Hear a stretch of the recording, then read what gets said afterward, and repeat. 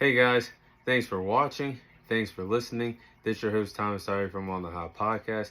Today, I have some bonus content for you guys. The bonus content we'll be covering today will be in the sport of football, inside college football. In today's bonus segment, I was discussing, is Nick Saban's dynasty run over? So the dynasty is coming to an end. The door is slowly closing. I do believe that we are seeing the end of Nick Saban's dominant run at Alabama. And right now, Alabama is not looking like the dominant program that we all know in the sport of college football. Currently, they're ranked 12th in the country.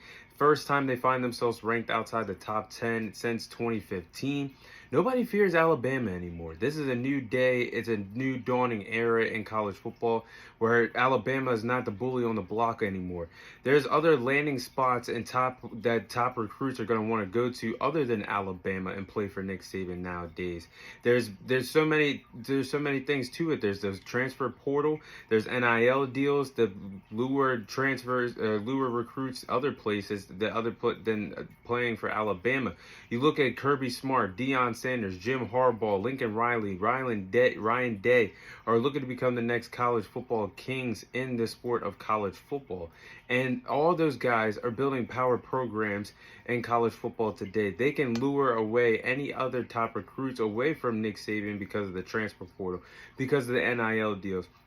Nick Saban no longer has the luxury of luring away other talent to bring him to Alabama and have the best talent in college football. Now it's fair game for everybody else. Those college football coaches are all building their own power programs. Those college football coaches are all going to have the top recruits when it's all said and done for come next year around this time for college football season. Will Nick Saban? Time will tell. And top coaches, this is what I think about Nick Saban. Nick Saban has been the top guy in college football for quite some time. Countless college football championships won, several bowl games won. Being at the top of the mountain comes with a steady price. And one day you can fall off that mountaintop. And you look at other guys across the sports world. Bill Belichick, one of the greatest if not the greatest NFL head coach of all time. He's won 6 Super Bowls with the New England Patriots. What happened once Tom Brady left New England? The dynasty ended, and Bill Belichick is still around the NFL, but he's no longer that dominant man, that mastermind that could go in there and win Super Bowls on a yearly basis. He's no longer that guy. Same with the NBA. You look at Greg Popovich, the guy who I believe is the greatest basketball coach of all time. He has won 5 NBA titles with the San Antonio Spurs.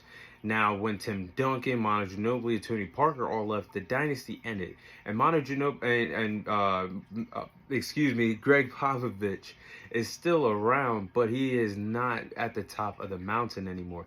And I think Nick Saban, being up there in age as well, he's gonna follow in the same footsteps as a Bill Belichick, same footsteps as a Greg Popovich, being around at the top of the mountain, but not competing for a championship and no longer feared in the sports world and college football. And I think that's what Nick Saban is heading towards to in the late midst of his career.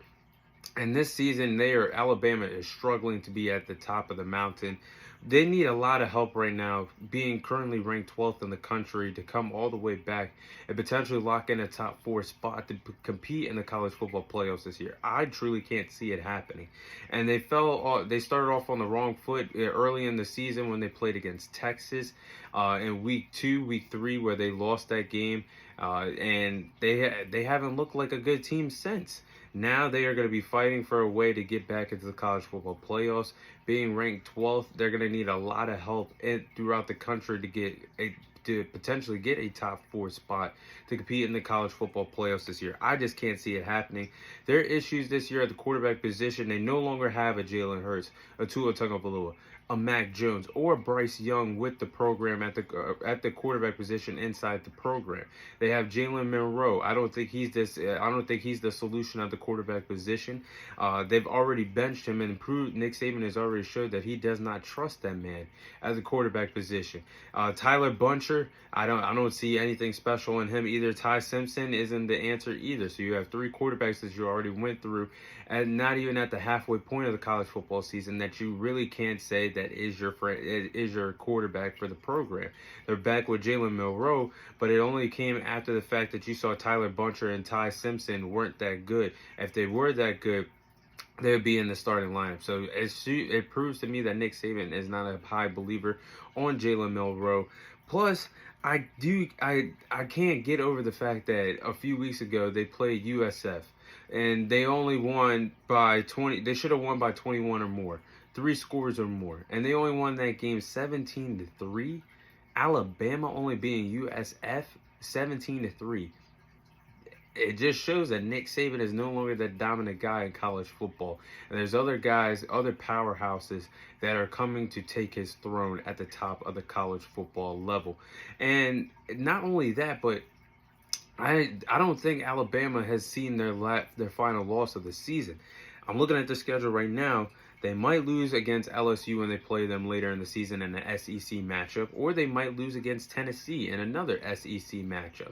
They might lose 2, but I could definitely see them losing at least one more game, particularly to either LSU or Tennessee. So I think it's the end of the road for Nick Saban. I don't think he will be at the top of the mountain for much longer in college football. But that is all the time I have for you guys today. Thank you guys for watching. Thank you guys for listening. This is your host, Thomas Tyree, signing off. And I'll see you guys on next week's episode.